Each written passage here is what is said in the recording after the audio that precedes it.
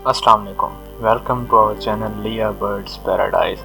तो ये हमारे चैनल की पहली वीडियो है। जैसा कि आप देख सकते हैं कि हमारा एज सच कोई बड़ा सेटअप नहीं है, लेकिन हमने फिर भी अपना हर शौक़ पूरा किया हुआ है। तो आप में जो हज़रात ख्वाहिशमंद हैं बर्ड्स रखने के, फिर उनको ये ख्याल आ जाता है कि उनके पास तो जगह ही नहीं है, तो हमारा घर बेहतरीन मिसाल है उनके सामने कि अगर आपका शौक़ हो तो आप किसी न किसी तरह मैनेज ज़रूर कर लेते हैं। वीडियो में बर्ड्स देखें जो हमारे पास हैं।